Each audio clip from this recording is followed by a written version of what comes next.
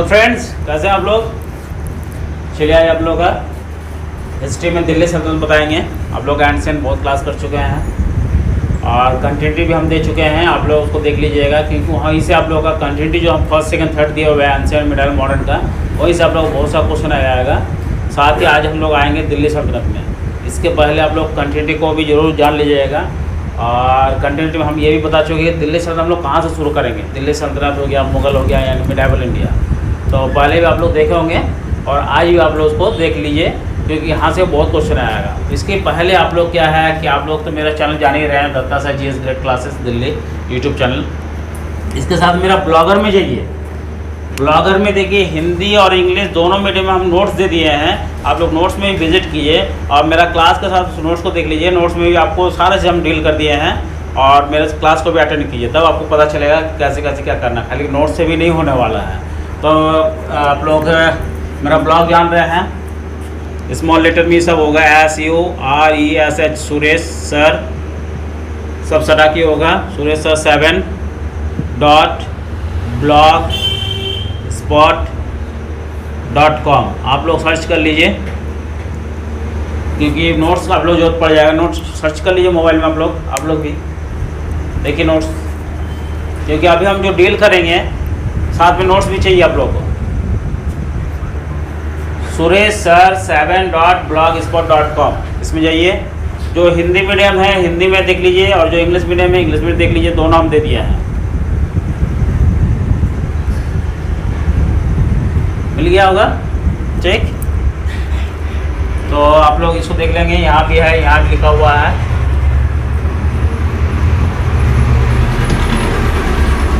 चलिए बहुत इंटरेस्टिंग है, बहुत ही मज़ा आएगा कि कहाँ भाई कैसे क्या क्या हुआ है। तो दिल्ली सल्तनत यानी कि भारत में पहले हिंदू साम्राज्य चल रहा था। प्राचीन काल में हम लोग पढ़े, यानी कि हिंदू साम्राज्य कहाँ तक रहा, 750 AD तक, यानी 750 तक हम लोग क्या मान रहे हैं, प्राचीन भारत। उसके बाद आप लोग देख रहे हैं 750 से लेके 1000 तक इस समय तो हिंदू है, लेकिन हम लोग इसको प्राचीन काल में क्यों नहीं रख रहे हैं,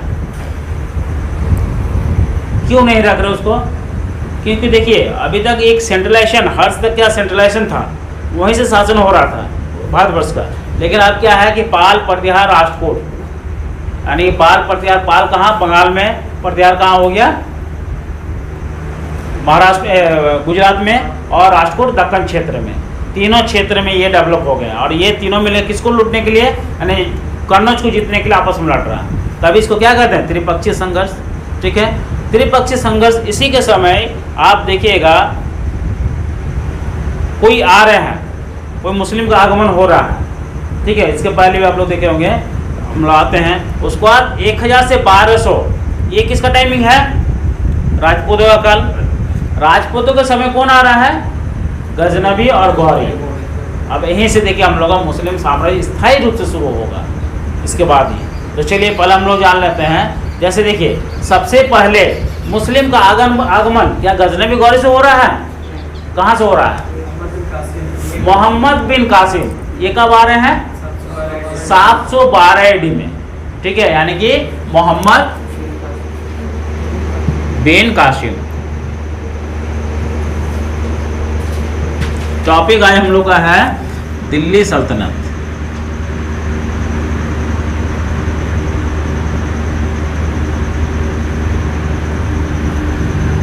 AD से लेके 1526 AD, इसको आज हम लोग पूरा क्लियर करेंगे। ठीक है, तो पहले अगर आप लोग क्वेश्चन पूछेगा कि मुस्लिम का पहले भारत में आगमन किनके द्वारा हो रहा है, तो मोहम्मद बिन कासिम के द्वारा। कब, 712 AD में। कब, किनके, किधर से आ रहे हैं और क्यों आ रहे हैं, सिंध में आगमन हो रहा है। क्यों हो रहा है, यानी कि ये कौन है, मोहम्मद बिन कासिम, ये तुर्की नहीं है, ये अरेबियन है। यहाँ से वो क्वेश्चन बनेगा, ये क्या है, अरेबियन है। ठीक है, और ये पहले सिंध में आक्रमण कर रहे हैं क्योंकि इन लोगों का जो जहाज है डाकू लोग लूट लिया था। जल जहाज जो इन लोगों का व्यापार होता था वो सब लूट लिया। वो कई बार बोले भी ये लोग कि आप लोग वापस कीजिए, लेकिन सिंध वाले लिए ही नहीं थे, कोई और लूट लिया था। लेकिन नहीं, जब ये लोग कुछ वापस नहीं किए तो आक्रमण कर दिया। तो सिंध का शासक उस समय कौन था? इसका आंसर आप लोग सब लोगों को चाहिए, आप लोग कमेंट करके भेजेंगे कि कौन था? राजा दाहिर। Very good. चलिए, यानी कि उस समय शासक कौन थे? सिंध का दाहिर। वो आए, कुछ दिन शासन किया, उसका ये चला गया। यानी कि अब देखिए 712 पहले, अब देखिए मुस्लिम का अब आगमन कहाँ से हो रहा है? इसी समय क्या चल रहा है? यानी कि हर्ष का काल खत्म हो रहा है और त्रिपक्षीय संघर्ष यानी कि पाल प्रत्यय राष्ट्रकूट का शासन चल रहा है। अब शुरू हो जाएगा दिल्ली सल्तनत। यानी कि ये दिल्ली सल्तनत आगमन हम लोग कहाँ से शुरू करेंगे? हम लोग इसको मिटा दे रहे हैं। ये आप लोग पता चल गया। यहाँ से देखिए बहुत क्वेश्चन जो भी हम डिस्कशन किए क्वेश्चन बनता है। पहला पूछिएगा, पहला मुस्लिम आने वाला कौन है? और जजिया भी, सॉरी कहाँ है ये? जजिया भी लगाने वाला कौन है? जजिया कर को लगाने वाला कौन है? भारत में सर्वप्रथम जजिया कर लगाने वाला भी मोहम्मद बिन कासिम ही था। ठीक है, जजिया कर क्या है? चलिए, आप लोग जानना तो बहुत अच्छी बात है, नहीं तो इसको भी बारे में वीडियो बनाएंगे, आप लोगों को बताएंगे क्या है ये सब टैक्स के बारे में। तो चलिए, तो दिल्ली सल्तनत को हम लोग पहले मान रहे हैं। जैसे देखिए, पहले थोड़ा समझ लीजिए, उसको रन आते हैं इस टॉपिक में। जैसे 1000 से लेके 1200 AD, इसको हम लोग कहते हैं राजपूतों का काल।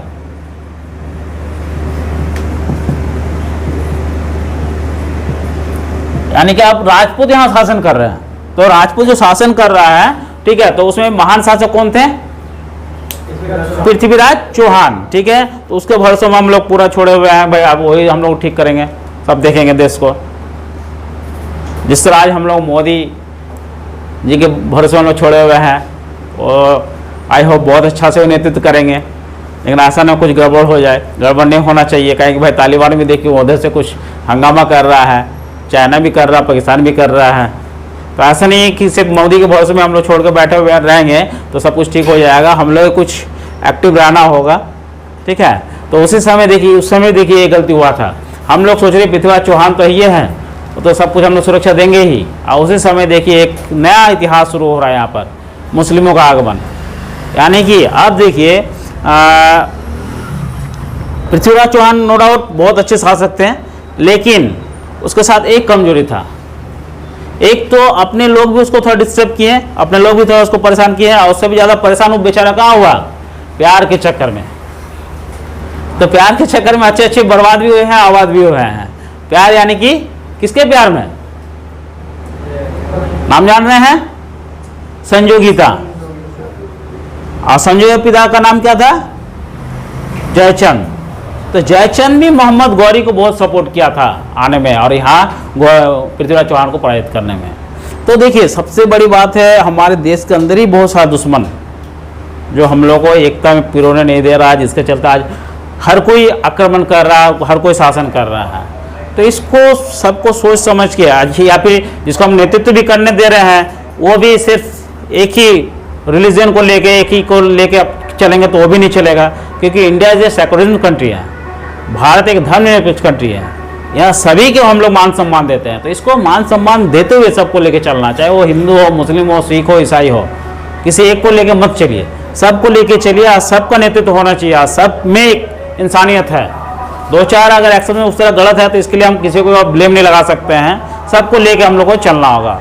उसमें तो बहुत सारा मुस्लिम है। तो देखिए, आज APJ अब्दुल कलाम कितना महान आदमी, जो देश के लिए अपना सब कुछ निछोड़ कर दिए हैं। तो उनको हम लोग क्यों नहीं मानते हैं? उनको ही मानना जरूरी है। ठीक है, तो कौन गलत कर रहा है उसको भी सही करने की कोशिश कीजिए, ना कि और उसको उलझाने की कोशिश कीजिए। उलझाने से भाई आप भी उलझेंगे, ऐसा नहीं है कि आप नहीं उलझेंगे। तो वो चाहे हिंदू हो, मुस्लिम हो, सब एक दूसरे सुलझाने की कोशिश कीजिए। क्योंकि देखिए, आप इतिहास में आप यही से हम लोग जानेंगे कि हम लोग कहाँ मिस्टेक किए हैं। ठीक है, तो चलिए हम लोग आते हैं। तो ये राजपूत काल के समय कौन आ रहा है? और इसी समय देखिए गजनवी गौरी, ये दोनों का आगमन हो रहा है। यानी गौरी गजनवी देखिए यहाँ कितना बार लूटा? 17 बार लूटा। इतना ये धन संपत्ति यहाँ से लूट के ले जा रहा है कि ये जब वापस जा रहा है तो हाथी घोड़ा ऊँट से ले जा रहा है। पूरा रास्ता में पूरा भरा हुआ था, गिरा हुआ था। तो सोचिए क्या था हम लोग भारत में। आज भी है, लेकिन हम लोग संभाल के रखेंगे तब ना। ठीक है, तो ये क्या है, गजनबी के समय 17 बार लूटा। और गौरी, गौरी यहां कितना बार आक्रमण कर रहा है, 1191 और दूसरा 1192। 1191 में क्या हो रहा है, इसको किस युद्ध के नाम से जानते हैं, तराइन का प्रथम युद्ध, तराइन। जो भी हम डिस्कशन कर रहे हैं, देखिए फालतू ज्यादा डिस्कशन करना हमको पसंद नहीं है, ठीक है।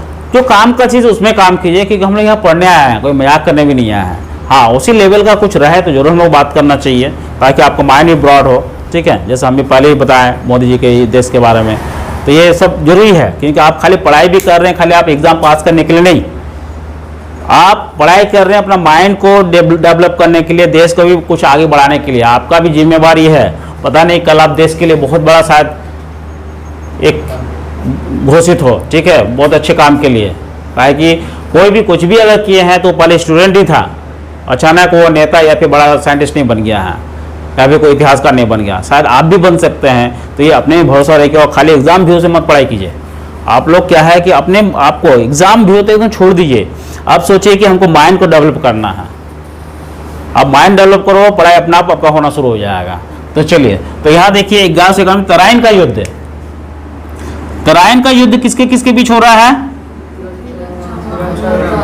तराइन का प्रथम और तराइन का first Tarain and second Tarain हो रहा है, किसके किसके बीच हो रहा है, पृथ्वीराज चौहान, कौन है ये, और गौरी के बीच। तो ये पहला ये युद्ध है, इसमें पृथ्वीराज चौहान जीत रहा है और गौरी पराजित हो रहा है। तो देखिए मेरा भी आदर्श कौन है, गौरी है। क्यों जानते हैं, किस मामले में, क्योंकि ये लोग देखिए कायर नहीं है, और ना आप ही कायर बनिए। कुछ ऐसे शासक रहा भारतवर्ष में जो अगर एक बार पराजित हुआ तो वह तो अग्निदाह हो गए, या फिर नदी में जाकर डुबकी लगा दिए, सुसाइड कर लिए। अरे यार सुसाइड क्या करना है, अप एंड डाउन तो लगा हुआ है, जीत हार तो लगा हुआ है। हम लोग युद्ध में कभी देखिए कृष्ण भगवान कितना बड़ा इतिहास रच दिए, महाभारत बना दिए, कितना बड़ा बड़ा कांड किए, लेकिन एक समय ऐसा भी था उसको भागना भी पड़ा था, क्योंकि भागने के बाद भी किसी को मारना था। कृष्ण भगोड़ा भी कहते, पता है आप लोग को, यानी कि ऋषि मुनि थे, चलिए इसका कहानी है, आप लोग देख लीजिएगा। मतलब वो किसी को अगर एक बार देख लिया तो भस्म हो जाता था, और उसको कृष्ण भगवान ही नहीं मार सकते थे। वो ऋषि मुनि को क्या है, वो जाकर लात मार रहा है, वो बहुत लाखों वर्षों से तपस्या कर रहा था, और तपस्या जब कर रहा था तो उस समय क्या हुआ, वो आया कृष्ण भगवान जिसको दौड़ाते हुए ले आए तो अपने पीछे पीछे, वो आकर उसको लात मार रहा है। अरे यहाँ आकर तुम सो रहे हो, उठो, हिम्मत तो उठो। उठा रहा हूँ वहाँ पर, तो वहाँ तो कृष्ण था ही नहीं, वहाँ वो ऋषि मुनि थे। उठा, वो एक ही बार देखा, उसको भस्म कर दिया। तो भाई महाभारत में आप लोग देखिएगा, ये बड़ा छल कपट सब कुछ, कैसे कैसे पढ़ाई कर सब कुछ दिखाया है। आप सोच रहे कि हम ही बहुत ताकतवर है, ऐसा नहीं है, आपका दुश्मन भी बहुत ताकतवर हो सकता है। तो ये जैसे देखिए, इतना हम बोलने का रीज़न क्या है, आप लोग जो यूपीएससी सब कोई तैयारी कर रहे हैं ना, ये सब डिप्लोमेटिक पॉलिसी है, कूटनीतिक। कल आप लोग जब IAS IPS जब बनेंगे ना, तो ये कूटनीतिक पॉलिसी चाहिए सब भी आप लोग को, कि कैसे कैसे दुश्मनों को पराजित करना है, कैसे हम लोग डिप्लोमेटिक गेम खेल के। IFS क्या करता है, यानी फॉरेन में किसी भी ट्रिप को हम लोग को अपने ग्रिप में लेने के लिए बात ही ऐसा करेगा कि वो अपना आप वो चीज़ आपके ग्रिप में आ जाएगा। इसलिए सब भी थोड़ा जानना है। तो यहाँ गौरी भी क्या कर रहा है, गौरी क्या है, तराइन का प्रथम युद्ध में पराजित हो रहा है और पृथ्वीराज चौहान जीत रहा है। लेकिन ये क्या है, फिर वही संजय चक्कर में, या दूसरी बात क्या है, राजपूत है, हम पीछे से बाहर नहीं करेंगे, जो भाग रहा भागने दो, ये नीति में रहे। लेकिन तब तक क्या है, गौरी क्या कर रहा, देखिए हम इसका आदर्श किस मामले में है, क्योंकि ये देखिए हार नहीं माना और एक जंगल में जाकर हताश होकर बैठा हुआ है। सेना उना सब भाग गया उसका, अब अकेले वो जंगल में जाके हताश होकर बैठा हुआ है। और बैठ के वो क्या देख रहा है कि एक चींटी जो है, छोटा सा चींटी, समझ रहे हैं, वो चींटी अपने से 3 गुना भारी सामान को मुंह में लेके पेड़ में चढ़ने की कोशिश कर रहा, 3 बार 4 बार 5 बार ट्राई कर रहा है, वो गिर जा रहा है। गिर जाए तो अंततः क्या हो रहा है, अंततः उस चींटी जो है सामान को लेके चढ़ जाता है पेड़ पे, और वहीं से मोहम्मद गौरी बहुत ज़्यादा वहीं से प्रेरित होते हैं कि एक जो चींटी है अपने से 3 गुना भारी सामान को लेके जब चढ़ गया है तो हम क्यों नहीं चढ़ सकते हैं। समझ रहे कितना बड़ा चेंजिंग लाया उसका लाइफ में। ये आप लोग लाइफ में भी आएगा। आप लोग 1 एग्जाम दिए, 2 एग्जाम दिए, 3 एग्जाम में शायद फेल कर गए तो घबरा नहीं है, ऐसा नहीं यार छोड़ दो नहीं होगा हमसे, नहीं। एडिशन के बारे में जान रहे हैं, कितना खोज किया था, कितना बार, शायद 9999 प्रयोग किया, तब जाकर आज हम लोग इस लाइट के मजा ले रहे हैं। तो हम लोग को भी इतिहास बनाना है, तो आप लोग ये घबराना नहीं है। तो देख रहे हैं गौरी क्या कर रहा है, अब यहीं से फिर क्या कर रहा है गौरी, अब फिर से अपना आप को स्ट्रांग कर रहा है, छोटा सा सेना का फिर निर्माण कर रहा है, और निर्माण करके कुछ डिप्लोमेटिक चाल चल के कुछ उसके दुश्मनों को अपने तरफ किया और देखिए आक्रमण किया। और यहाँ क्या हो रहा है, गौरी 1992 में 2 वाला में क्या हो रहा है, तराइन का प्रथम द्वितीय युद्ध में गौरी क्या हो रहा है, अब यहाँ जीत रहा है और पृथ्वीराज चौहान हार रहा है। तो गौरी यहाँ मुस्लिम है बोल के हम इसका आदर्श नहीं मानेंगे, ऐसा नहीं है। हम चाहे हिंदू हो या मुस्लिम हो, कोई एक अगर अच्छे हैं तो है, अगर कुछ वो किया है तो देखना है, आपको सीखना होगा। एक चींटी से अगर वो सीख लिया है तो आपको भी सीख लेना होगा, तभी आप राज कर सकते हैं, वरना राज नहीं कर पाइएगा। ठीक है, तो चलिए अब हम लोग आते हैं, अब यहाँ से देख रहे हैं क्या था इंडिया का पोजीशन। एक हिंदू राष्ट्र था, हिंदू का राजा था, लेकिन अब यहाँ से शुरू क्या हो जाएगा, मुस्लिम साम्राज्य। तो इतिहास में देख रहे कैसे कैसे हम लोग सीख देता है, क्या उस समय क्या कमी था किसी चीज़ में। ठीक है, तो ये सब बहुत कुछ रहते हुए देखिए हम लोग के साथ ऐसा हुआ। तो हर एक लाइफ में ये सब जरूरत पड़ेगा। आप लोगों को अपने जो एजुकेशन ले रहे हैं, एग्ज़ाम देंगे, एग्ज़ाम लेंगे, ये सब भी आप लोग ध्यान देना होगा हर एक चीज़ को, कि कहाँ कैसे क्या हम लोग गलती कर रहे हैं, क्या नहीं कर, घबराना नहीं है, कहीं हिम्मत नहीं हारना है। हमको थोड़ा सा इसलिए बताना पड़ रहा है कि आज के डेट में बच्चे लोग बहुत जल्दी हताश भी हो जाते हैं। हताश नहीं होना, शायद आपके लिए कुछ और ही लिखा हुआ है, अब जो करें शायद वो नहीं है, शायद कुछ और ही करना था, शायद उस समय नहीं कर, बाद में आपको जरूर होगा, तो घबराना नहीं है। ठीक है, तो यहाँ तक आप लोग समझ में आ गया। ये दोनों क्वेश्चन पूछता है, 1191 में क्या हुआ, 1192 में क्या हुआ। तो ये क्लियर हो गया आप लोग का। चलिए थोड़ा सा इसके बारे में हम बाद में और डील करेंगे, एक और वीडियो देंगे कि गजनवी गौरी का भी कितना आक्रमण क्या हुआ, उस समय कौन शासक था, क्या था, इसमें हम लोग डिस्कशन करेंगे अलग दूसरे वीडियो में। लेकिन आज हम लोग मेन टॉपिक है दिल्ली सल्तनत को बहुत अच्छा से समझना, क्योंकि ये बस एक मेरा वीडियो और ये आपका जो नोट्स यानी कि जो हम ब्लॉगर में दे दिए हैं, ये 3-4 पेज का जो नोट्स है ना, इसी में आपको पूरा दिल्ली सल्तनत इतना बड़ा इतिहास देखिएगा आप लोग क्लियर हो जाएगा। और इसी तरह फिर हम 2-3 पेज का 3-4 पेज का मुगल का भी मिल जाएगा, यानी दिल्ली और मुगल इसमें ही खत्म हो जाएगा। इससे ज़्यादा आप लोग पढ़ना नहीं है। एक गजब का नोट्स बना हुआ, ये कम से कम 40-50 बुकों का कलेक्शन है, जो आप लोग कितना भी पढ़ के भी आप लोग इसको कलेक्शन नहीं कर सकते हैं। और ऐसा नहीं है कि कुछ भी लिख दिया गया है, ये वैसा ही नोट्स बनाया गया है जो आप लोग एग्जाम में काम आएगा। तो चलिए जिसको नोट्स भी चाहिए या फिर और भी कुछ क्लास करना, वो हम लोग विजिट कर सकते हैं। आप मेरा नंबर भी जान रहे हैं, फ़ोन नंबर 7004069784, इस नंबर में आप लोग हमको कॉल कर सकते हैं और आके मेरा क्लास में भी ज्वाइन कर सकते हैं। क्योंकि हाँ, ये जो अभी हम बताएंगे ये आपको यूपीएससी में बहुत काम आएगा, पूरी तरह से नहीं आएगा और चाहिए उसके लिए, लेकिन रेलवे, एसएससी, जेटेट, अगर नेट भी आप दे रहे हैं उसमें भी आपका बहुत सारा ये सब काम आ जाएगा। ठीक है, तो ये सब आप लोग ध्यान से आप देखेंगे आप लोग।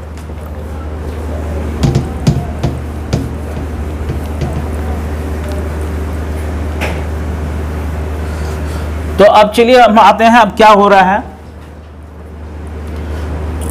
यानी कि दिल्ली से अब गौरी जो पराजित कर रहा है इसको, अब यहाँ क्या हो रहा है, भारतवर्ष में अराजकता फैल जा रहा है। अब गौरी को शासन नहीं करना यहाँ पर, गौरी को अब वापस जाना है। तो गौरी का 3 सेनापति था, क्या का नाम है पता आप लोग को? गौरी का, मोहम्मद गौरी का 3 सेनापति था, यलदोज, कुबाचा और कुतुबुद्दीन ऐबक।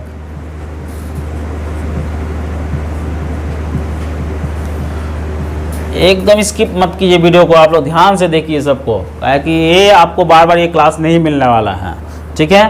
तो यल्दोज, कोबाचा और कुतुबुद्दीन ऐबक, ये 3 इसका मुख्य सेनापति था।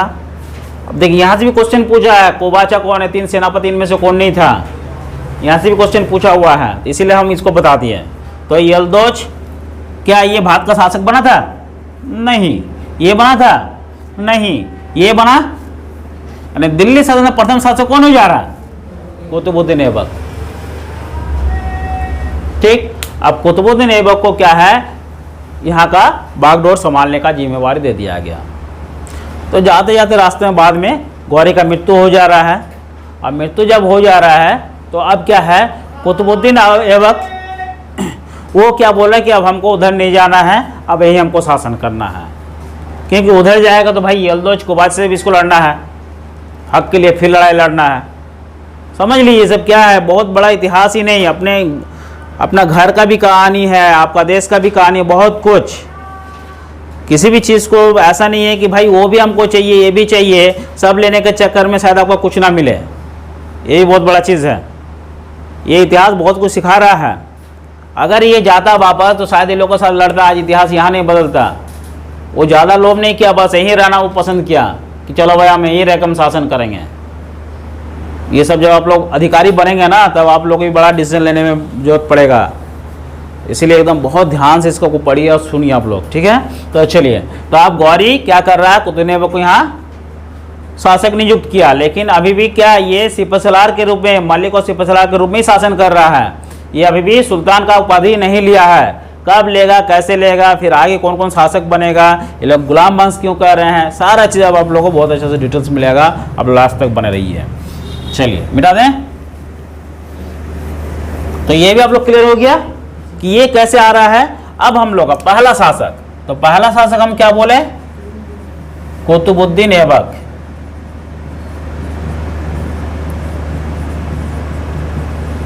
इसका टाइमिंग है 1206 से लेके 1210 एडी तक, ठीक।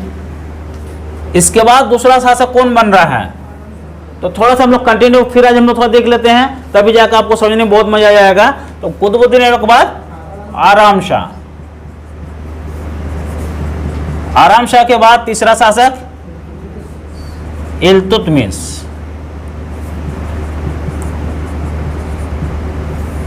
इल्तुतमिश के बाद रजिया सुल्तान,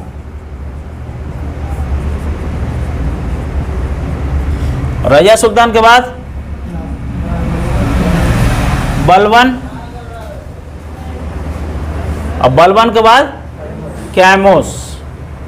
देखिए यहां से अब लोग क्वेश्चन बनेगा, यानी पहला दिल्ली सल्तनत का पहला शासक का नाम कुतुबुद्दीन ऐबक, और इसको किस वंश के नाम से जानते हैं, गुलाम वंश,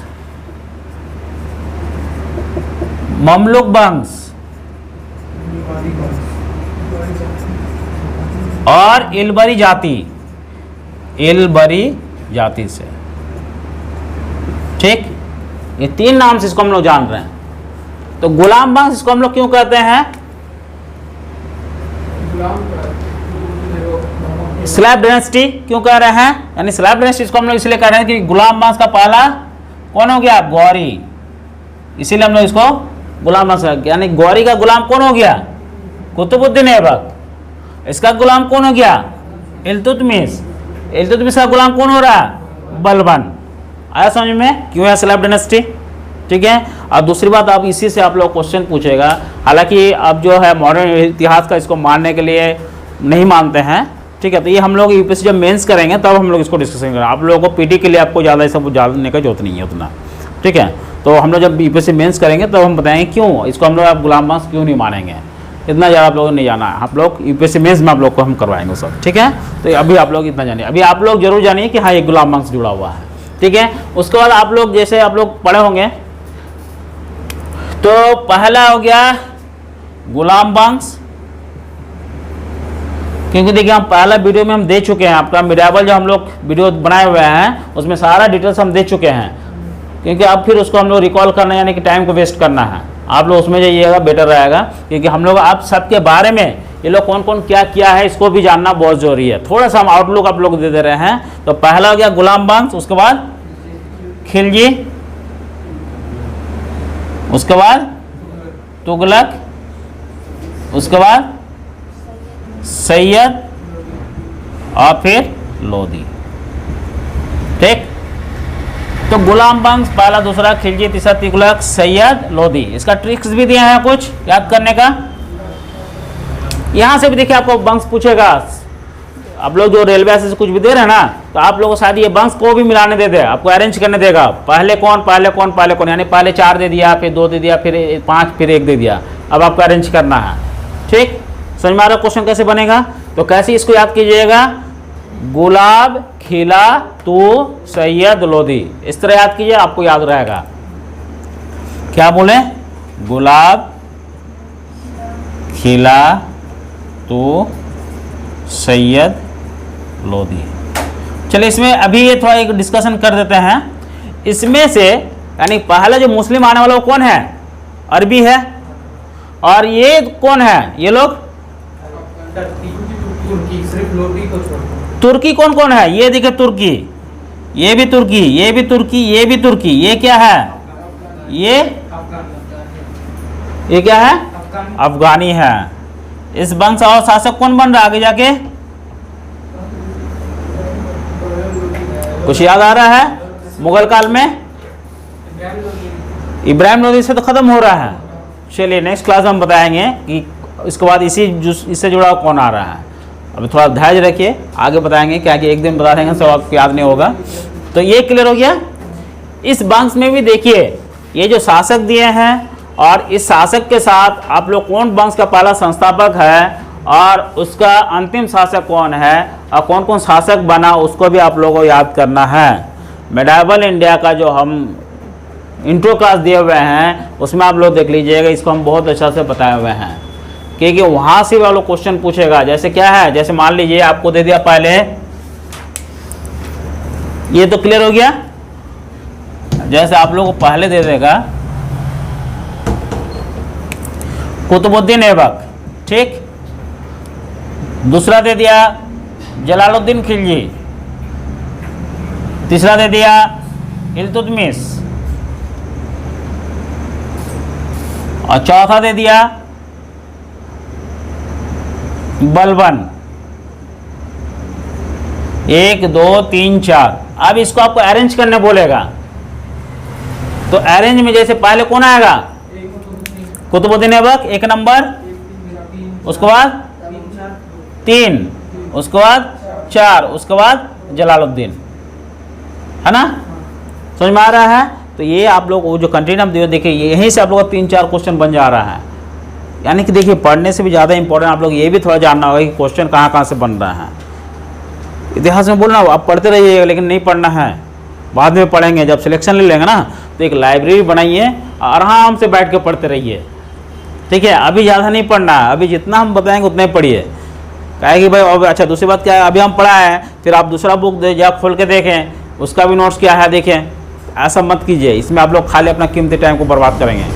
उसमें ज़्यादा से ज़्यादा 1 या 2 क्वेश्चन का आपको अंतर मिलेगा, लेकिन आप बहुत कीमती समय का बर्बाद कर लेंगे। तो ये कीमती समय बर्बाद नहीं करना है।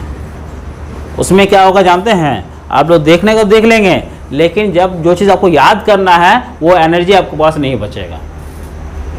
इसलिए अभी जो हम बता रहे हैं आप याद कर लीजिए, उसका अगर आपको मन नहीं माने तो ज़रूर देख लीजिएगा, तो आपको पता चल जाएगा क्या है क्या नहीं है, ठीक है। क्योंकि देखिए आज आपको हम बहुत यानी 20 साल का अपना एक्सपीरियंस शेयर कर रहे हैं, कोई छोटा मोटा शेयर नहीं कर रहे हैं हम लोग। आप क्वेश्चन देख के ही बता देते हैं आपको एग्ज़ाम में क्या आने वाला है, क्या होने वाला है। तो अभी आप लोग उसमें टाइम वेस्ट नहीं करेंगे, ठीक है। चलिए अब शुरू करते हैं। अब आप लोग ब्लॉगर में चले गए हैं मेरा नोट्स में, अब वहाँ आप लोग जाइए। लिखने का ज़्यादा जरूरत नहीं है, क्योंकि लिख के हम लोग ज़्यादा टाइम वेस्ट करने की जरूरत नहीं है, उसमें आपको टाइम वेस्ट होगा। तो चलिए पहले आते हैं कुतुबुद्दीन ऐबक। तो कुतुबुद्दीन ऐबक 1206 से लेके, पहले थोड़ा सा जान लेते हैं, 1206 से 1210 तक की शासन कर रहा है। तो इसको हम लोग क्या कहते हैं, इसको हम लोग संस्थापक कहते हैं, फाउंडर, यानी कि दिल्ली सल्तनत के फाउंडर। ठीक है, इसको संस्थापक कहते हैं। और इल्तुतमिश को क्या कहते हैं? वास्तविक संस्थापक। ठीक, क्या इसका मतलब जान रहे हैं? और बलबन को क्या कह रहे हैं? क्या हम उसको नीचे कर लेते हैं? छठा शासक बलबन को क्या कहते हैं? वास्तविक संगठनकर्ता।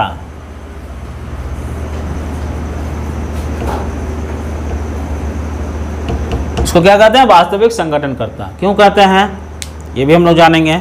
तो चलिए आइए, पहले हम लोग जानते हैं कि कुतुबुद्दीन ऐबक को हम लोग क्या कह रहे हैं? संस्थापक, यानी कि दिल्ली सल्तनत संस्था कर रहा है, स्थापना कर रहा है। दूसरा क्या है? वास्तविक संस्थापक, यानी कि रियल फाउंडर कौन है? इल्तुतमिश। क्यों? क्योंकि एक तरह देखिए सैनिक उन्हीं का विभाग जो भी है, जो भी कुछ कर रहा है ना, यानी कि अब क्या है 40 दल का गठन कर रहा है, क्योंकि अब यहाँ हिंदू साम्राज्य है, अब वहाँ पर हमको शासन करना है। तो कैसे कैसे क्या कर रहा है, बने रहिए, अब सब हम बता रहे हैं, ठीक है। इसलिए इसको अब क्या है कि ये स्थापना कर लिया है। दूसरा तीसरा क्या है? बलबन, वास्तविक संगठन करता है, यानी क्या है ये अब क्या है? रेवेन्यू एंड सैनिक दोनों डिपार्टमेंट को अलग अलग को सौंप रहा है, सबको अलग अलग उसको हैंडल कर रहा है, और एक तरह से बहुत अच्छा अब स्थापित कर दिया दिल्ली सल्तनत को, ठीक है। तो ऑटोमेटिक अब समझ में आ गया सबका मीनिंग। यहाँ से भी क्वेश्चन रहेगा, इनमें से कौन है वास्तविक संस्थापक, कौन है वास्तविक संगठन करता है, और कौन है संस्थापक? ठीक, क्लियर है। चलिए अब हम लोग आते हैं, नोट कर लिए, नोट कर लीजिए सबको। अब आप लोग नोट्स में जाइए। तो देखिए दिल्ली सल्तनत काल लिखा हुआ है, इंग्लिश वाले हिंदी वाले सब थोड़ा देख लेंगे, इंग्लिश वाले को थोड़ा सा इधर उधर होगा, आप लोग उसी में होगा। लेकिन अब आइए, दिल्ली सल्तनत 1206 से लेके 1526 हम लोग पहला देखिए हेडिंग में लिखा हुआ है। और कुतुबुद्दीन ऐबक का पीरियड क्या है? 1206 से लेके 1210 AD। दिल्ली सल्तनत का संस्थापक, ठीक, कुतुबुद्दीन ऐबक क्या हो गया? दिल्ली सल्तनत के संस्थापक।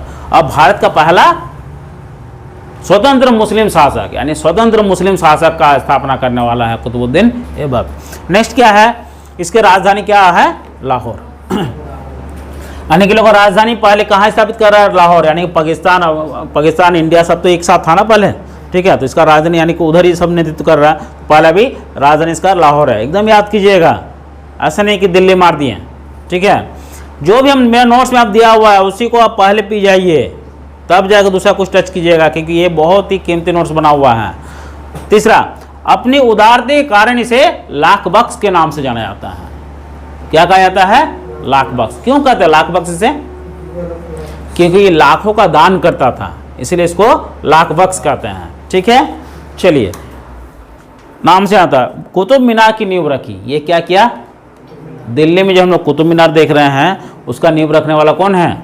कुतुबुद्दीन ऐबक, ठीक है। नेक्स्ट आइए, दिल्ली में कुब्बतुल इस्लाम मस्जिद का निर्माण करवाया। यानी कि ये कुब्बतुल इस्लाम मस्जिद पहले विष्णु का मंदिर था, बाद में जैन मंदिर बना, और बाद में फिर तोड़ के इसको कुब्बतुल इस्लाम मस्जिद का निर्माण किया गया, ठीक है। दूसरी बात इसके साथ क्या है? मंदिर बाद में मंदिर में परिवर्तित हुआ, ठीक है। अब आइए, 2.5 दिन का झोपड़ा भी ये बना रहा है। तो 2.5 दिन का झोपड़ा कहाँ है? अजमेर में। अजमेर कहाँ है? राजस्थान में, ठीक है। तो 2.5 दिन का झोपड़ा, यानी कि इसका कहानी क्या है? 2.5 दिन का वहाँ मेला लगता है, और ये झोपड़ा है ना, ये आपका 2.5 दिन में बन के तैयार हुआ था, इसलिए इसको 2.5 दिन का झोपड़ा कहते हैं, ठीक है। चलिए ये भी क्लियर हो गया। जो पहले क्या था? संस्कृत मठ था। ये भी क्वेश्चन पूछा कि ये पहले क्या था? 2.5 दिन का झोपड़ा जहाँ लगता है, ये संस्कृत मठ था। चलिए, मलिक और सिपह सलार के रूप में ये शासन कर रहा है। यानी कि देखिए हम क्या बोले, इस पहले सुल्तान का पद भी नहीं ले रहा है, ये मलिक और सिपह सलार के रूप में ही शासन कर रहा है। किसका मलिक और सिपह सलार? गौरी का, ठीक है। बाद में गौरी का जो भतीजा है वो आ रहा है और इसको गुलाम से इसको आज़ादी दिला रहा है कि आपको कुतुब गौरी का गुलामी से आपको आज़ाद करते हैं, अब आप सुल्तान का उपाधि ले सकते हैं, ठीक है। तो ये कौन था? ये भी क्वेश्चन पूछा हुआ, यूपीएससी में पूछा हुआ है कि गौरी को कुतुबुद्दीन ऐबक को जो स्वतंत्र किया गुलामी से, वो कौन था? गौरी का बेटा था, भतीजा था, दामाद था, क्या था? तो क्या था? भतीजा था, ठीक है। चलिए इसको भी याद रखिएगा। अब आइए, पहले सुल्तान की उपाधि नहीं ग्रहण किया था, ठीक। अब आइए, मोहम्मद गौरी के भतीजे जो हम बताएं आप लोगों को, कानून उत्तराधिकारी जो इसको स्वतंत्र कर रहा है, अब आइए, और इसको दफनाया भी कहाँ गया, लाहौर में, यानी कि राजधानी कहाँ हो गया, लाहौर, और दफनाया भी जा रहा है लाहौर में। क्लियर है। अब आ गई आराम शाह एक अजोगो अनुभवहीन उसका पुत्र जो था, यानी कि आराम शाह कौन है, कुतुबुद्दीन ऐबक का पुत्र है। ये 6 से 8 महीना शासन कर, उससे शासन नहीं कर रहा, तो ये अनुभवहीन और ये उतना अनुभव नहीं था। इसको क्या है, इल्तुतमिश अब शासन बन रहा है। अब कौन है इल्तुतमिश हम लोग जानेंगे। तो आराम शाह अजोगे, देखिए लुसेन या कोई बुक पढ़िएगा ना तो बहुत ज़्यादा दिया हुआ, वो सब नहीं पढ़ना है, आपको उसी को पढ़ना है जहाँ सब लोग क्वेश्चन बनता है, ठीक है। वहाँ भी बहुत कुछ अच्छा चीज़ दिया हुआ, लेकिन कुछ सही भी नहीं है। तो चलिए अब आते हैं, आराम शाह भी खत्म हो गया, यानी कुतुबुद्दीन ऐबक। और इसके बारे में और क्या जानते हैं हम लोग, इसको कुतुबुद्दीन ऐबक को कुरान खां के नाम से भी जाना जाता है, पता है आप लोग को, क्योंकि कुरान को संरक्षण देने वाला है, इसलिए इसको कुरान खां कहते हैं। और दूसरी बात क्या है, और एक देखिए इसका मृत्यु कैसे हो रहा है, चौगान खेलते हुए, यानी कि पोलो जिसको कर रहे हैं, यानी घोड़ा में बैठ के, जो रथ घोड़ा में बैठने के बाद जो डंडा से जो बॉल को मार के ले जा रहा है, ये चौगान खेलते हुए इसका मृत्यु हो रहा है। बहुत ही इंपॉर्टेंट क्वेश्चन है, आप लोग याद रखिएगा। तो ये क्लियर हो गया। पहला क्या बताया हम आप लोग को, संस्थापक, दूसरा इसका राजधानी लाहौर, इसका कब्र भी कहाँ बना, लाहौर में, और बोलिए ये संस्थापक हो गया, सिर्फ सलाकिल में शासन किया, लाख बख्श कहते हैं, कुरान खां के नाम से भी जाना जाता है, कुतुब मीनार का भी नींव रख रहा है, ठीक है, 2.5 दिन का झोपड़ा भी बना रहा है। क्या था पहले ये भी हम बता दिए, ताकि बताने से भी खाली नहीं होता है, आप लोगों को नोट्स भी मिल जाएगा ना, ये लिखने के बजाय क्या है कि नोट्स भी आप लोग पास रहेगा तो बेटर रहेगा। आप लोग हो सके तो इसको डाउनलोड भी कर सकते हैं, या फिर आप लोग लिख लीजिएगा तो बेटर है, लिखिएगा तो आप लोग को बेटर होगा, क्योंकि लिखेंगे तो आप लोग को आधा याद हो जाए। जैसे अभी हम सुना दी कहानी, अब लोग लिख लेंगे तो आप लोग के लिए बहुत बेटर रहेगा वो, ठीक है। तो ये भी क्लियर हो गया। अब हम लोग आते हैं इल्तुतमिश के बारे में। तो इल्तुतमिश में आप देखिए इसका टाइमिंग क्या है, 1211 से लेके 1236 तक। थोड़ा सा टाइमिंग भी आप लोग याद कर लीजिएगा, क्योंकि टाइमिंग से भी पहले उतना नहीं आ रहा था, लेकिन आप पूछ दे रहा कभी कभी, रेलवे में पूछ दे रहा है, ठीक है। तो इल्तुतमिश अब क्या है, इसको देखिए ये भी गुलाम है। कैसे गुलाम है, यानी कि देखिए 1 लाख जीतल में इसको दिल्ली में खरीदा था, कौन, कुतुबुद्दीन ऐबक। और ये धीरे धीरे कुतुबुद्दीन का इतना करीब चला गया, सैनिक से सेनापति बना, सेनापति से क्या बन रहा है, शासक नहीं बन रहा, अभी दामाद बन रहा है। यानी कि आप देख रहे हैं, अब दामाद बनना मतलब उस घर का मेंबर बन गया वो। अब तो भाई बहुत अच्छा खासा उसका पावर वहाँ मिल गया, तो पावर मिल गया तो ऑटोमेटिक देखिए यहाँ भी इसको भी पारित कर रहा है, राजवंशों को हरा रहा है और अपने शासक बन जा रहा है, ठीक है। तो देखिए आप भी अपने बल के द्वारा आप भी बहुत कुछ कर सकते हैं, ठीक है, ऐसे दामाद बन के नहीं अपने बल पे, ठीक है। चलिए, तो इल्तुतमिश क्या है, ये वास्तविक संस्था, यानी कि अब ये क्या कर रहा है, अब यहाँ जो शासन करना है उसके लिए क्या कर रहा है, 40 दलों का निर्माण कर रहा, गठन कर रहा है। क्योंकि भाई यहाँ मुस्लिम का साम्राज्य छोटा सा और राजपूतों का प्लस भारतवर्ष हिंदुओं का साम्राज्य है, अब यहाँ पर शासन कैसे स्थापित करना है, तो ये 40 अमीर वर्गों का एक दल का स्थापना कर रहा है, जो जिसका ज़्यादा पहुँच है। मान लीजिए अभी जैसे हम ही आकर कहीं अकेले जाएंगे तो हमको उतना वैल्यू देगा, नहीं देगा, कोई जान रहा कोई नहीं जान रहा। लेकिन अगर पूरा आप लोग का दल को हम स्टूडेंट को उठा के ले जाएँ तो देख के तो ऐसे ही डर जाएगा, अभी कौन है, इतना ग्रुप लेके कौन आ गया, क्या बात है कि नहीं। तो यहाँ इल्तुतमिश में 40 दलों का निर्माण कर रहा है, और इसी के बल पे अब धीरे धीरे सब कब्जा कर रहा है। नया नया सैनिक विभाग का निर्माण, सैनिक विभाग ये करेंगे, लेकिन कुछ रख रहे हैं। ये मुख्य काम क्या क्या था, क्या किया था, अभी चलिए नोट्स में देख लेते हैं, फिर हम डील कर देंगे। जैसे देखिए कुतुबुद्दीन ऐबक का दास था, ये पहला पॉइंट। दूसरा पॉइंट है कुतुबुद्दीन ऐबक द्वारा दिल्ली में 1 लाख जीतल में खरीदा गया था, जो आप लोगों को बताएं कितना, 1 लाख जीतल में। दिल्ली सल्तनत का वास्तविक संस्थापक, ये भी बता चुके हैं, क्यों है वास्तविक ये भी अब क्लियर होगा। सल्तनत काल के 2 मुख्य सिक्के ये भी जारी कर रहा है, टंका और जीतल, यानी सल्तनत का देखिए अब 2 सिक्का जारी कर रहा है, टंका और जीतल, ठीक है। जैसे चांदी का टंका होता था, टंका जो चांदी का होता था कितना, 175 ग्रेन का, ये भी क्वेश्चन पूछा हुआ है, ठीक है। तांबे का जीतल, और तांबे का जीतल ये शुरुआत किया। कुतुब मीनार का निर्माण पूरा किया, यानी निर्माण यानी कि नींव रखने वाला कौन है? कुतुबुद्दीन ऐबक। और पूरा कौन कर रहा है? इल्तुतमिश। ये भी क्लियर हो गया। अब आइए कुतुब मीनार निर्माण के 40 दल तुर्कान चहलगानी, यानी 40 दल का जो निर्माण कर रहा है, ये भी क्लियर है आप लोग का, यानी कि वहाँ राज करने के लिए हमको एक संगठन चाहिए। ठीक है। अब आइए लगभग 1220 AD में भारत में सीमावर्ती क्षेत्रों में पहली बार अब क्या है? मंगोलों का आक्रमण हो रहा है। 1220 AD में मंगोलों का आक्रमण, पहला मंगोल आक्रमण करने वाला चंगेज खां। आप लोग याद रखिएगा इस बात को, ये भी बहुत बार पूछा क्वेश्चन। 2011-12 का जो ग्रुप डी हुआ था ना रेलवे का, उस समय का 150 क्वेश्चन था, और 150 क्वेश्चन में 40 क्वेश्चन खाली दिल्ली और मुगल से आ गया था एक सेट में, एक एग्ज़ाम में, जिसमें मेरा 60 स्टूडेंट सिलेक्शन लिया था, 60 स्टूडेंट सिलेक्शन लिया था, यानी 150 क्वेश्चन था, अभी तो 100 कर दिया ना। और यही 2 जो बुकलेट था मेरा, इसी 2 बुकलेट से 40 क्वेश्चन आ गया था दिल्ली और मुगल का। तो जो बता रहे आप लोग ध्यान सुनिए, इतना जो हम लोग सिलेक्शन दिए हैं ऐसे नहीं हुआ है, माने जो मेरा बात सुना है आज के डेट में वो अच्छा से नौकरी, एक नहीं 2, तुम लोग देख ही रहो, 3-3 4-4 नौकरी लेके बैठा हुआ है। क्योंकि ये जो नोट्स हम लोग बनाया हुआ, देखिए हम लोग IAS में भी जो पढ़ाई किए तो उस समय का जो पढ़ा था, और इधर भी आप लोग का नीचे से भी, नीचे कोई भी एग्ज़ाम में आपका इसी से कवर हो जाएगा, जो आपको अच्छा बुक में भी इतना सारा कलेक्शन नहीं मिलेगा, आप लोग देखेंगे पता चल जाएगा। ठीक है। तो चलिए और सबसे बड़ा काम क्या कर रहा है? इक्ता प्रणाली का प्रारंभ कर रहा है। इक्ता प्रणाली क्या है? इक्ता प्रणाली क्या है?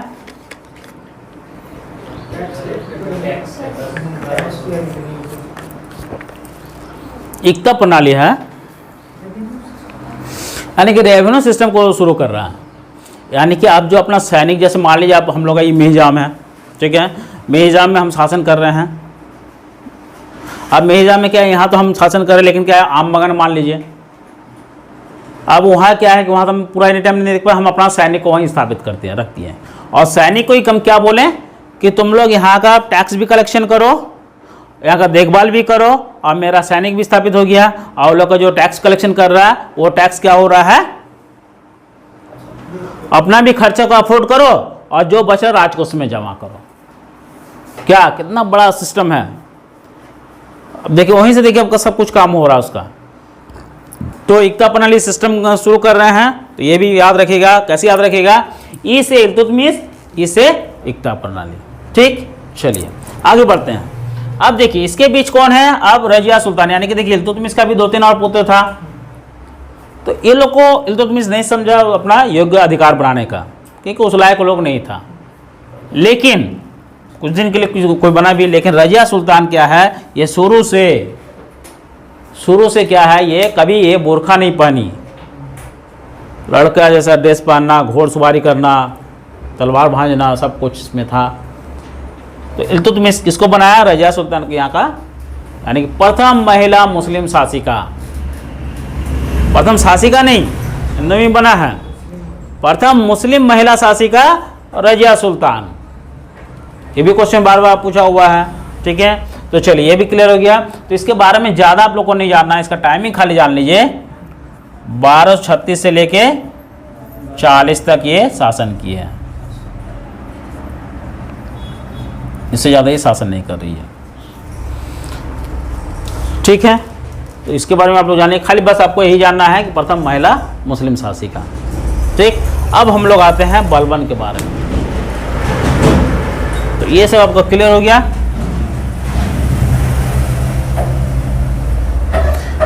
अब बलबन देखिए कितना धूम मचाएगा। बलबन अब क्या है? एक मात्र साधारण आदमी, लेकिन उसकी महत्वाकांक्षा बहुत ही विशाल। ये भी एक सैनिक के रूप में भर्ती हुआ, गुलाम के रूप में, गुलाम से पीछे सैनिक बना, सैनिक से देखिए सेनापति, ये भी, और सेनापति से यानी कि ये भी जो 40 दल का जो गठन किया था ना, उसमें ये भी एक सदस्य था। और बाद में जब इल्तुतमिश का मृत्यु हो रहा ना, तो उस 40 दल में, जैसे अभी मान लीजिए अभी इंस्टीट्यूट में हम नहीं हैं, तो आप भी बोल रहे हम ही सुरेश सर हैं, आप भी ये भी बोल रहे हम भी सुरेश सर हैं, सब सुरेश सर बन गए। ठीक है, तो अब जब नहीं है तो भाई जिसमें जो पावर दम था वो क्या वो हो गया बलबन, आज सबको पराजित, यानी दल को ही खत्म कर दिया। अरे चलो तुम लोग क्लासे खत्म अब हम ही यहाँ का सब कुछ, अब क्लासे नहीं होगा, चलो जाओ। आज जब तुम लोग गए तब यहाँ का घोषित कर दिया विंग सेक्शन डायरेक्टर। ठीक है, तो बलबन भी वही किया, जब इल्तुतमिश ख़त्म हो गया रजिया के बाद भी, अब क्या है कि बलबन अब उस 40 दल को भी समाप्त कर दिया। और देखो ये क्या कर रहा है, ये देखो, ये कहते हैं कि एक गरीब का ही बच्चा था, लेकिन अपना आपको ईरानी शासक अफरासियब का वंशज बतलाया। यहाँ तक ये गरीब से मिलना भी नहीं चाहता था। और दूसरी बात ये, यानी कि ड्रेस कोड, पोशाक ये सब लगाने का शुरुआत, सुल्तान का पोशाक लगाने का शुरुआत यानी कौन किया, ये बलबन किया। अभी जैसे मान लीजिए, सिंपल आपको बता रहे हैं, जैसे आप लोग जिस तरह पहने हुए हैं, अब हम भी एक कोट वोट नहीं लगाए हुए हैं, अभी आप लोग साथ बैठ जाएंगे तो कोई भी आकर शायद बोलेगा स्टूडेंट ही है, वही अगर कोट पहन ले तो ऑटोमेटिक उसको थोड़ा लगेगा नहीं टीचर कौन है। तो यहाँ जो ड्रेस कोड ये सब भी शुरू करने वाला कौन है, बलबन। यानी कि मुकुट पहनना, साजो सामान से एकदम ढके रहना, और इसके आगे पीछे 4 लोग नंगी तलवार लेके बॉडीगार्ड के रूप में खड़ा रहना बलबन के समय। और ये क्या कर रहा है, और दूसरी बात ये 2 चीज़ क्या लागू किए थे, सिजदा और पैबोस। सिजदा पैबोस है क्या जी, यानी कि जब दरबार में आप आइएगा ना, तो आइए पहले सिजदा यानी कि सलाम करते हुए, और पैबोस यानी कि आके पहले सुल्तान का पैर चूमिए। पैर चूमने का तब आप क्या है कि आपका जो भी बोलना है बोलिए।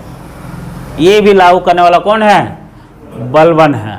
आ रहा सब समझ में आप लोगों को?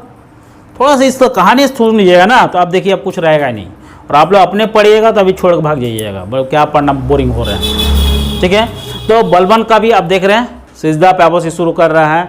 दूसरी बात क्या है, दरबार में जैसे आप लोग रामायण महाभारत में देखोगे, राजा बैठे हुए हैं, दोनों तरफ राजा लोग बैठा हुआ है, ठीक है, उस तरफ बैठा हुआ है, और ये जब दरबार में आ गए कोई हंसी मजाक नहीं, जो आपका बात है उसको रखिए। तो कुछ हद तक सही है, कुछ हद तक नहीं, लेकिन कुछ हद तक सही भी है। मान लीजिए पुलिस प्रशासन अगर हम लोग से मजाक करना शुरू करे तो ऑटोमेटिक, या फिर हम भी ज़्यादा मजाक आप लोग करना शुरू करें तो ऑटोमेटिक ज़्यादा मजाक आप लोग करना शुरू कर देंगे। तो कुछ जगह आपको कंट्रोल भी रखना पड़ेगा, क्योंकि पुलिस प्रशासन से अगर हम लोग डर नहीं रहेगा तो ऑटोमेटिक एक दूसरे से तो ये करना शुरू कर देगा वो क्या। तो जैसे अशोक का पतन कैसे हो रहा है, अशोक साम्राज्य, मौर्य साम्राज्य का क्यों बोला, मौर्य साम्राज्य का पतन, इतना विशाल साम्राज्य निर्माण कर रहा है, विशाल सेना का निर्माण कर रहा है, फिर भी पतन हो रहा है, क्योंकि अंतिम दिनों में अशोक क्या कर रहा है, बौद्ध धर्म को जो अपना लिया, अब आक्रमण किसी पे नहीं करेंगे, किसी यातना नहीं देंगे, किसी के ऊपर ज़्यादा धन दौलत का ये नहीं करेंगे, टैक्स नहीं लगाएंगे, और छूट देना शुरू कर दिया। तो राजा ये करने से काम नहीं चलेगा, उसको थोड़ा सा टाइट होना ही होगा। तो बलबन अब यहाँ बहुत टाइट रहा है, और इसी समय देखो यानी वास्तविक संगठन करता क्यों कर रहे हैं, क्योंकि आप देखो 2 सेना का निर्माण कर रहा है, यानी कि एक सैनिक विभाग और दूसरा राजस्व विभाग। नहीं दिख रहा है क्या, सैनिक विभाग और राजस्व विभाग, यानी कि जो इल्तुतमिश के समय एकता प्रणाली के द्वारा क्या कर रहा है, सैनिक ही कलेक्शन कर रहा है, खर्च भी कर रहा है, लेकिन ये क्या बोल रहा है कि नहीं, आप सिर्फ सैनिक का काम करो। सैनिक विभाग का नाम क्या दिया जा रहा है, दीवान-ए-अर्ज। ठीक, एकदम याद रखिएगा ये सब आप लोग, क्या नाम दिया जा रहा है, दीवान-ए-अर्ज। देखिए धीरे धीरे जब जाएंगे ना तो ये थोड़ा कन्फ्यूजन होगा आप लोगों का, ये 3-4 पेज ही आप लोग खाली अच्छा से याद कर लीजिएगा ना।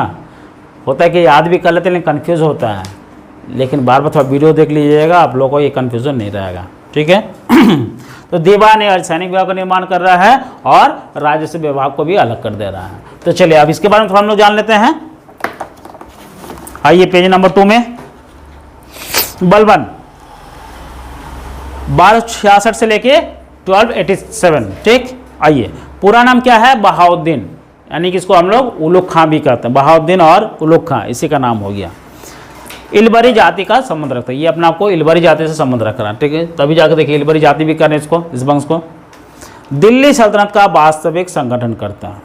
ठीक, पहला सुल्तान जिसने राजस्व को प्रतिपादन किया और उसके अनुसार राजा भगवान की छाया, यानी कि जिल्ले इलाही कह रहा अपने आप को।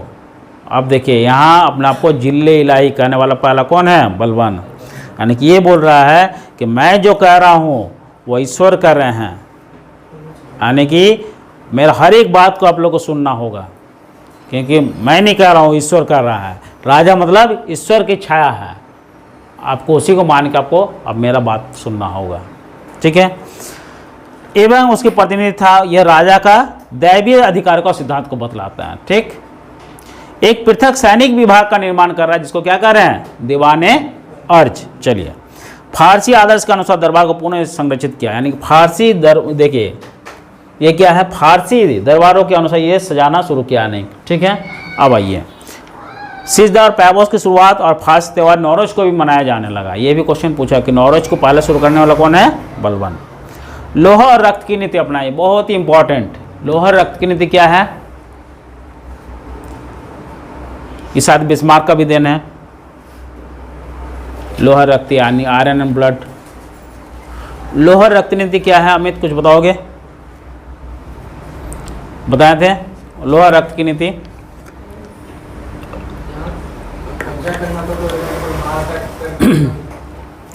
यानी कि दिल्ली जो है ना, दिल्ली जो है, दिल्ली के चारों ओर कुछ मेवाती जनजाति लोग रहते थे, ठीक है।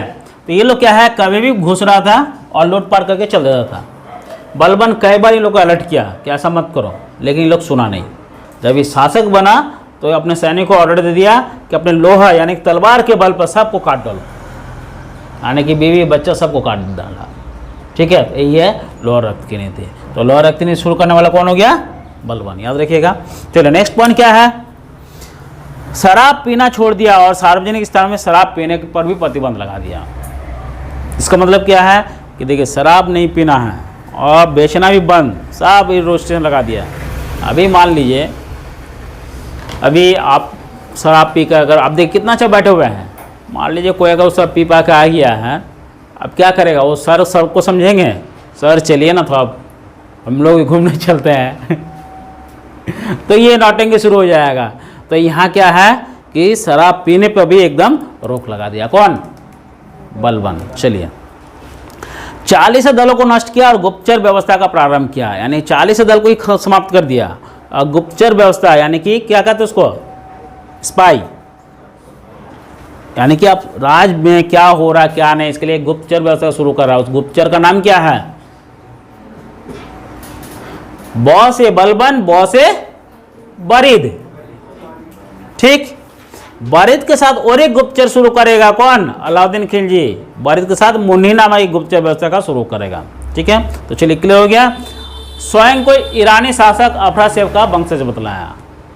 क्या बताया? ईरानी शासक, यानी कि हम क्या बोले, ये निम्न कुल के ही थे, लेकिन अपने आपको बाद में जो बता रहे हैं ना कि हम ईरानी शासक अफरासेब का वंशज है, हम भी कोई छोटा मोटा आदमी नहीं थे। तो अब शासन करने का अधिकार है मेरा, अब शासन कर रहा है, ठीक है। उसके बाद कैमोस बलबन का बेटा था और कैमोस अंतिम शासक रहा। अंत में क्या हो रहा है, जब ये भी खत्म हो रहा बलबन भी, तो कैमोस क्या बंगाल में इसको गवर्नर बनाया, शासक बनाया गया था। तो अब क्या है कि बलबन बोला गया कि आओ वापस आ जाओ, अब तुम शासन संभालो, लेकिन ये शासन नहीं संभाल, बोला हम बंगाल में ठीक है, क्योंकि आपस में यहाँ देखो ये लोग को लड़ना उड़ना शुरू हो गया था। तो ऑटोमेटिक आप लोग आई होप समझ में आ गया होगा, यानी कि आज आप लोग हम क्या क्या बताएं, कुतुबुद्दीन ऐबक, आराम शाह, इल्तुतमिश, रैया सुल्तान और बलबन, यानी कि आप लोग क्लियर हो गया होगा। आप लोग इसको अच्छा से याद कीजिए। नेक्स्ट क्लास में इसके आगे वाला जो वीडियो है वो आप लोगों को मिल जाएगा और आप लोग इसको याद करके आएंगे। ऐसा नहीं कि याद नहीं करेंगे तो काम चलेगा। और पसंद आ रहा जरूर आप लोग लाइक और सब्सक्राइब और शेयर कीजिए, ठीक है। चलिए आगे भी आप लोग वीडियो मिल जाएगा, साथ में इसका हम टेस्ट सीरीज़ भी आप लोगों को हम देते जाएंगे, उसको भी आप लोग अटेंड करेंगे, ठीक है। चलिए धन्यवाद।